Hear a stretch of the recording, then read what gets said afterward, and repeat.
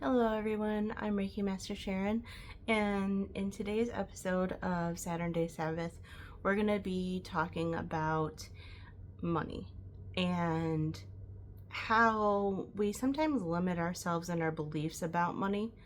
A lot of it comes subconsciously by how we were raised. So basically, I just kind of want to talk a little bit about this dynamic with money.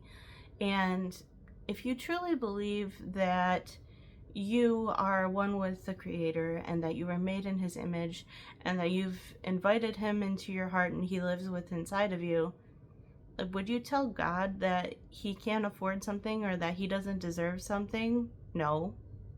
So why do we do that to ourselves?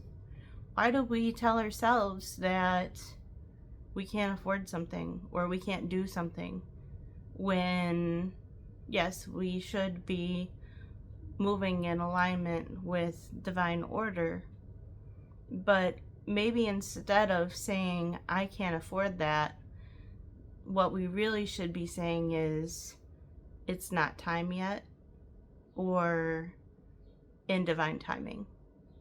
So that way we leave it up to the universe to bring it into our lives somehow, even if it's in an unexpected way.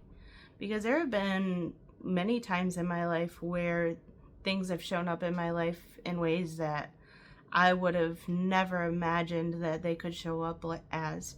Like when I got sick with COVID, I ended up getting unemployment for that time that I was off, which I don't think that would have happened. I probably, in any other normal situation, I probably would have lost my job, probably would have lost my house, and God provided a way for me to navigate through that and come out on the other side fine.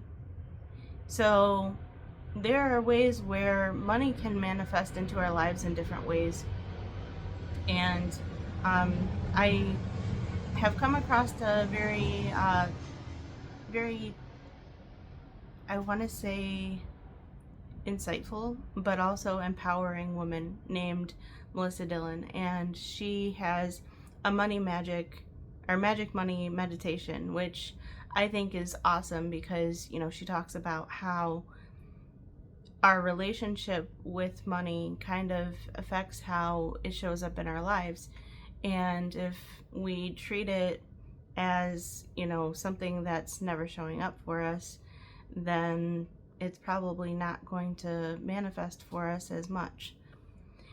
And I think once we get this idea that it's possible for us to have a lot of money, to make a lot of money, to add value to the collective, to gain knowledge that helps expand collective consciousness and helps expand our own energy, that is when we flow more into a flow state with the currency of energy and money. So I see money as a kind of a way to exchange our time and energy in this physical reality. So I don't see money necessarily as something outside of myself. I see it as a physical manifestation of what is already within me. So another example that I can give you is recently I just got a brand new phone from my friend Jen, and she got a brand new phone for my daughter. And that is something that I had no idea that was going to be possible.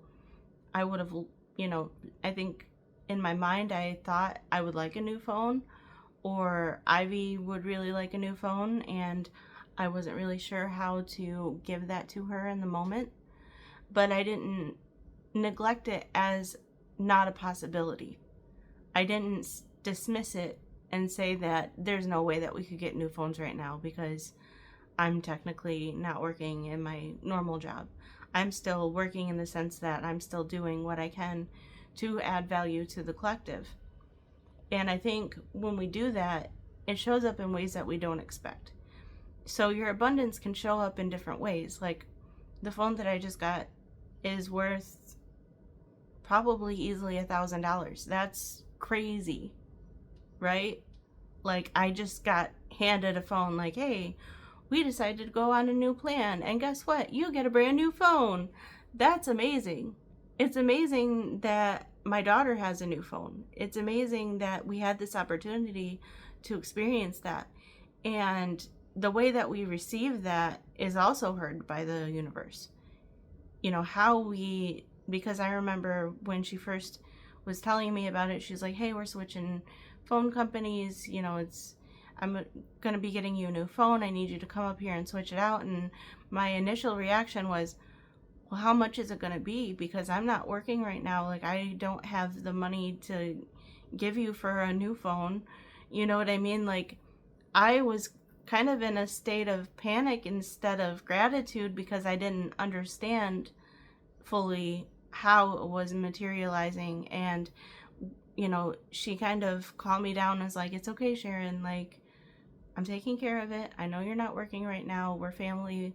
And that meant a whole lot to me because just having that support was worth more than the phone.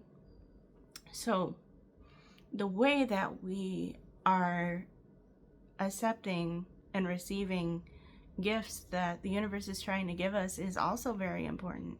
You know, my daughter, she lost CapCut on her phone when we did the switch, and she put a lot of energy and a lot of time in working on CapCut, so she was very upset about it. And I was like, Ivy, you've been asking me for a new phone for at least 2 years now.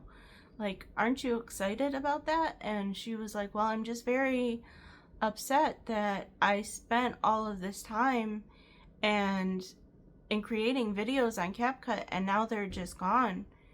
And, you know, I'm just very upset and grieving that loss of my work.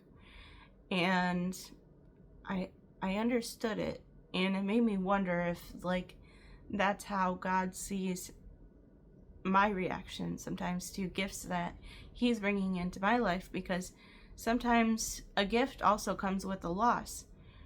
You have to destroy to create, and sometimes we lose things that we put a lot of time and effort in, and we grieve that. But there's something better that's coming. There's something better that's taking that place. So I just want to say that, you know, I see you in your humanness, and I see me in my humanness, and it's okay to grieve those things for a short time. But really, I encourage you to be happy and be grateful and be joyful about the things that are showing up in its place. And like I told my daughter, I was like, you know, I understand you put a lot of hours and you put a lot of time and effort into the videos that you made on CapCut, but you're going to make better videos. Those videos that you made were your first videos where you were just starting to learn how to use it.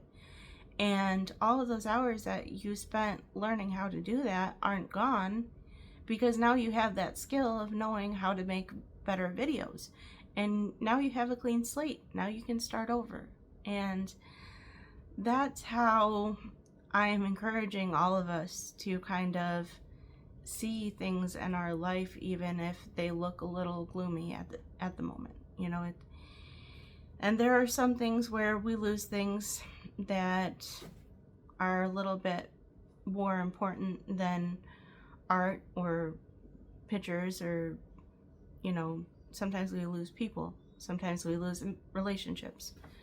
Sometimes people move on, but it was in our life for a reason, and it was in our life for a season. And I believe that if we keep going and we keep connecting with the divine, that these things will manifest even greater things in our life.